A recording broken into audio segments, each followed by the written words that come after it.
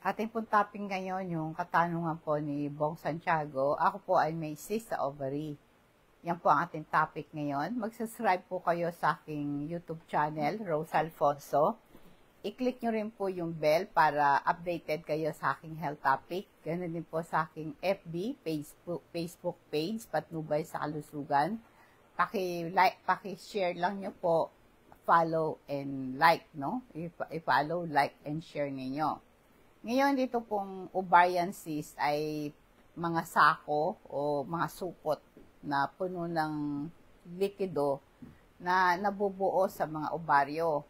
Karamihan hindi nakakapinsala at nawawala ng kusa itong ovarian cyst na to. Pero yung ilan naman po, nagdudulot ng problem. Pagka meron kang ovarian cyst, magpatingin ka sa doktor, magpa-diagnose ka. Maring tumpak na ang madiagnose ng doktor ang ovarian cyst sa pamamagitan ng pelvic exam at ultrasound. Maring sila magsagawa ng mga blood test para maalis ang ibang mga kondisyon.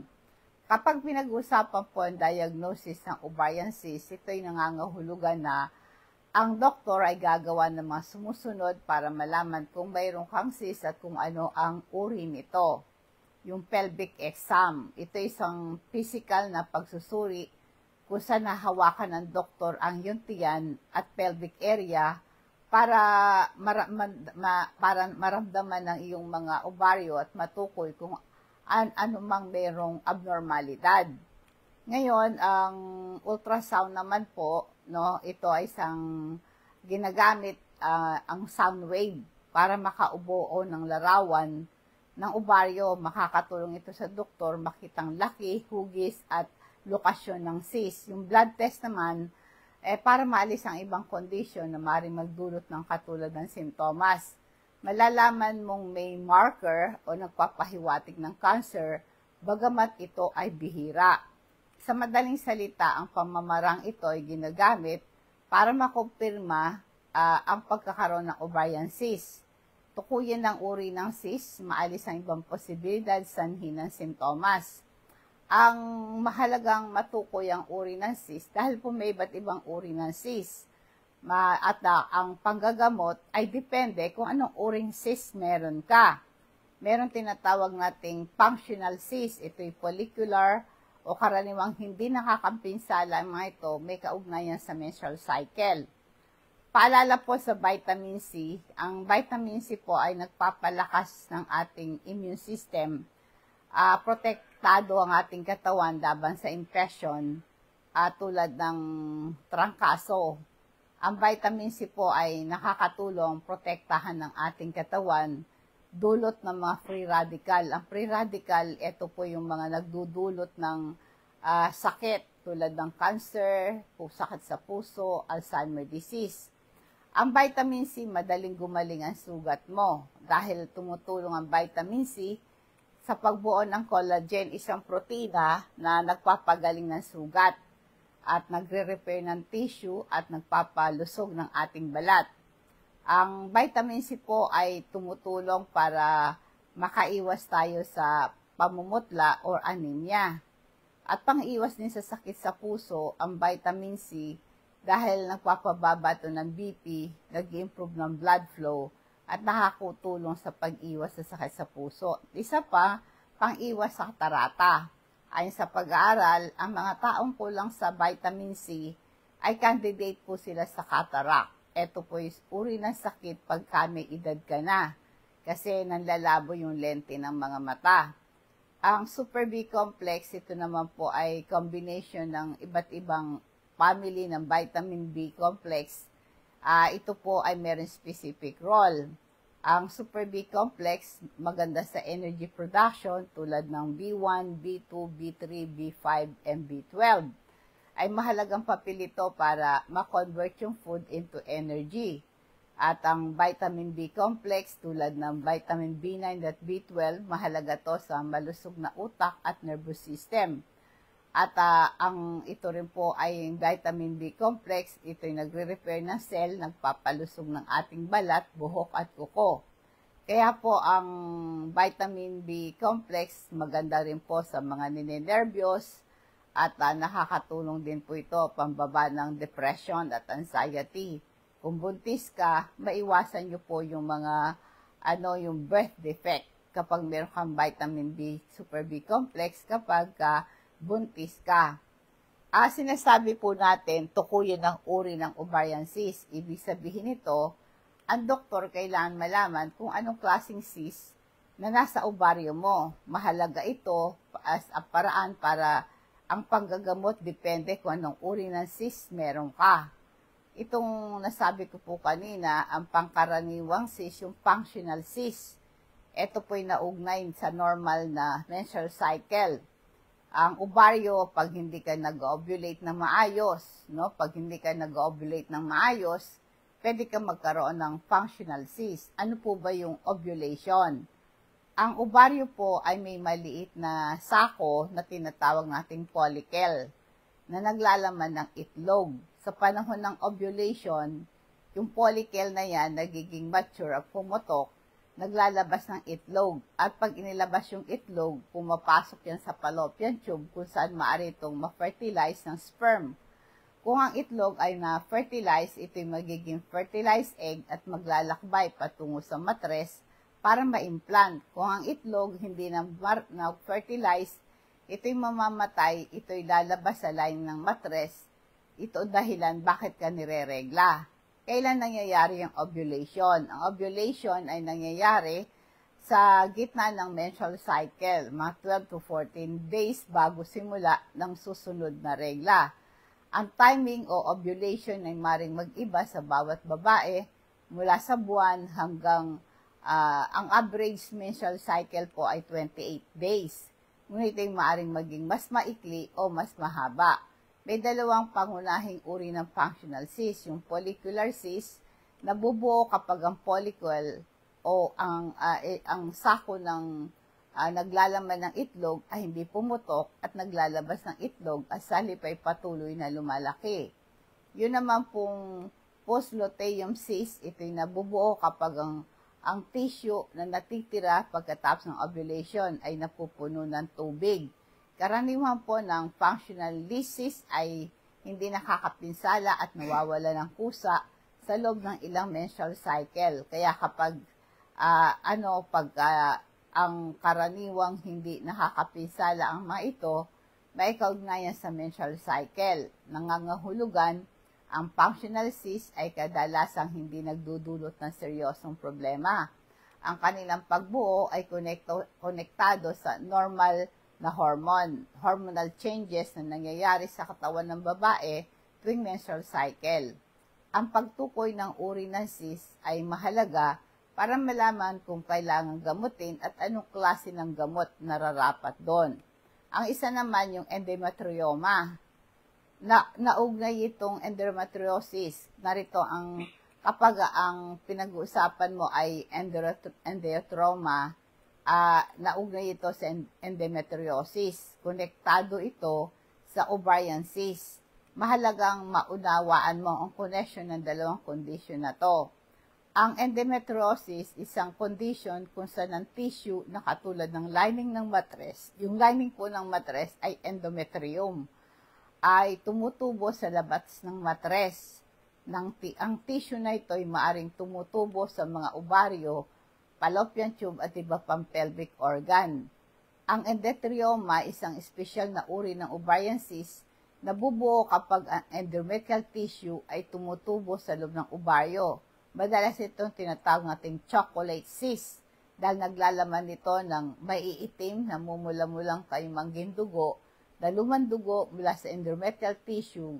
Ito'y makikita ng doktor. Ang endometrioma sa ovary, ito isang malakas na indikasyon ng pasyente ay meron din siyang endometriosis.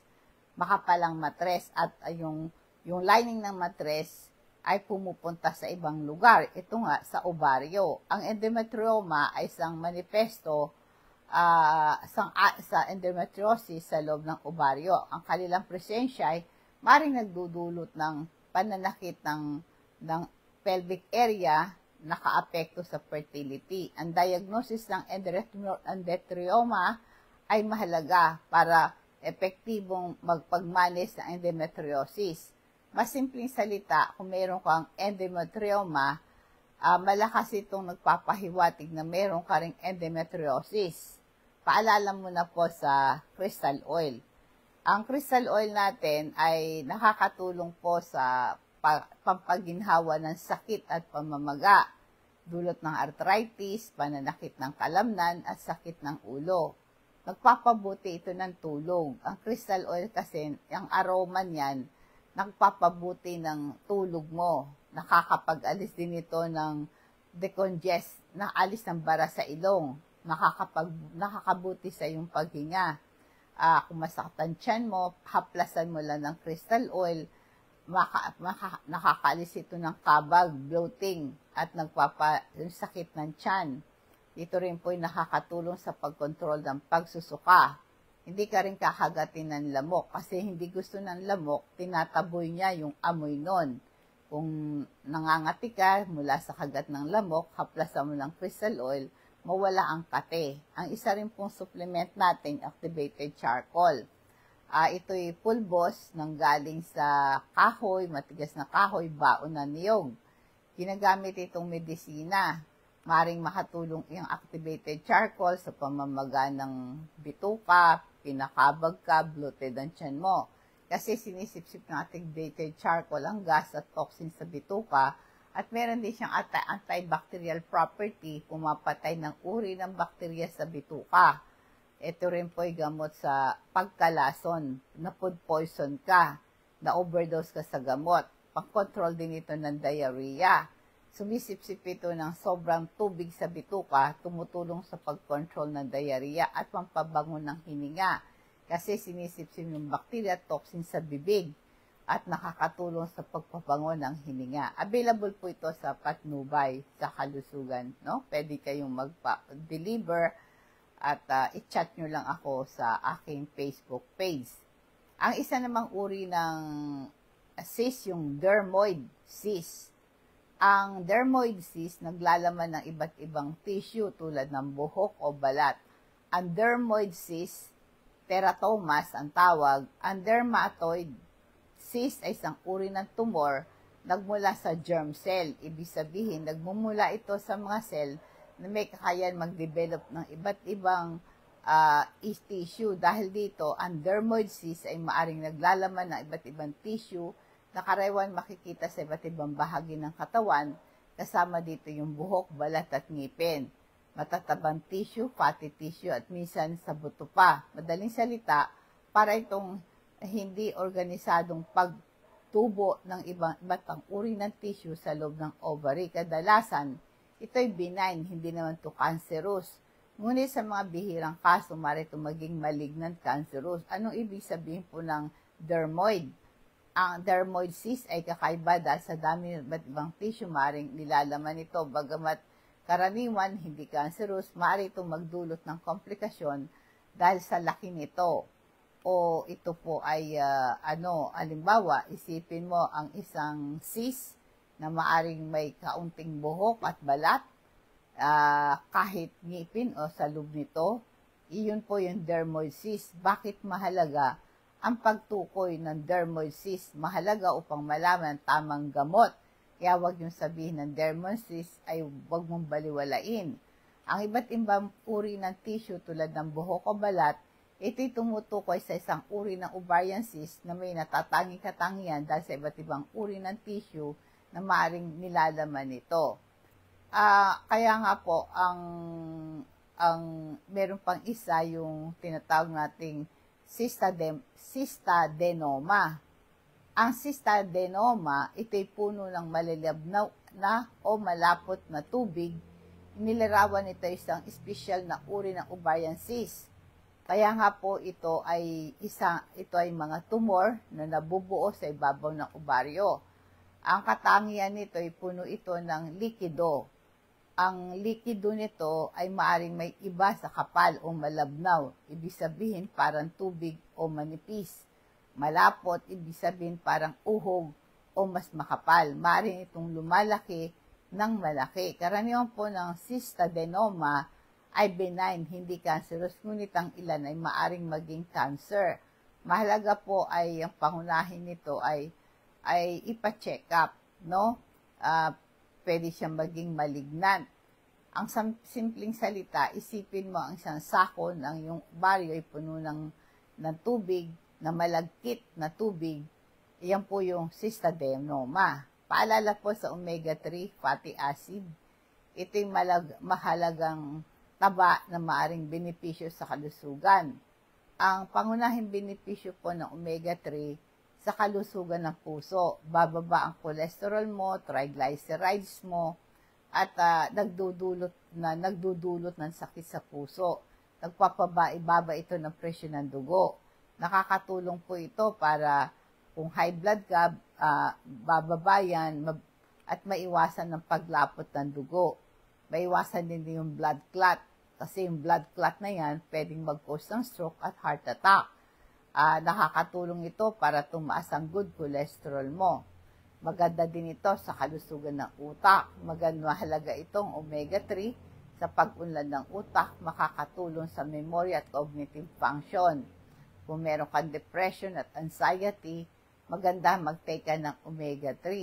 Dahil ito yung maganda sa depression at anxiety, protection din sa Alzheimer disease, no? Sa kalusugan naman ng mata, maiwasan mo yung dry eyes. Protection sa macular degeneration. Ito po ay age-related eye problem. Kaya nga po meron siyang anti-inflammatory effect kung meron kang pamamaga tulad ng arthritis, mga allergy, pangpigil ito. At lalo na kung meron ka ring ovarian cyst. Kalusugan po sa pagbubuntis at pag-unlad ng bata.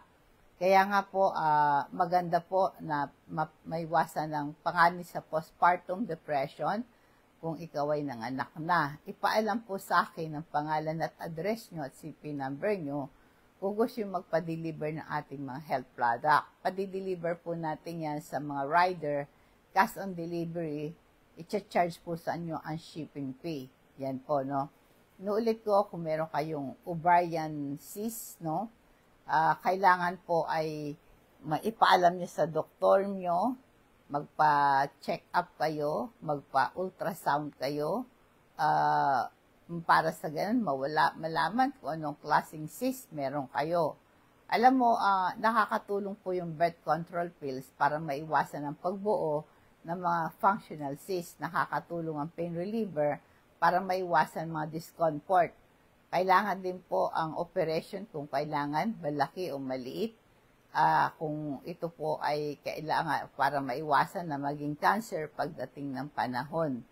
Alam niyo po yung ovarian cyst, no? Pwede ring laparoscopy, pwede yan.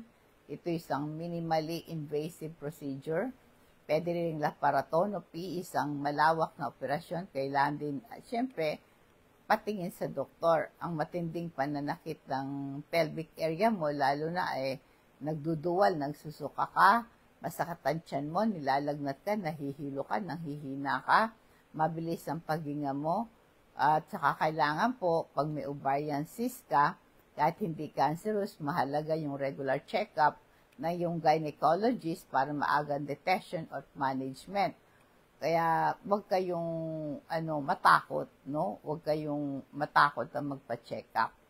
Ating pong food for thoughts ngayon, bilang pagwawakas, nais ko pong i-share sa inyo ang Deuteronomy chapter 7 verse 9. Ito po ang sabi niya, isipin nyo na ang Panginoon na iyong Diyos ay isang Diyos. Matapat siya at tinutupad niya ang kanyang kasunduan hanggang sa mga salinlahi na nagmamahal sa kanya at sumusunod sa kanyang mga utos.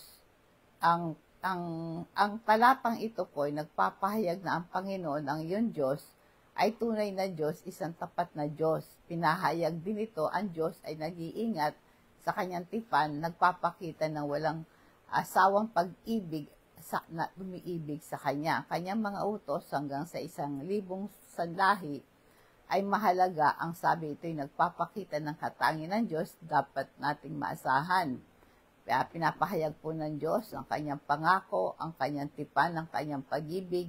Ito'y walang hanggan.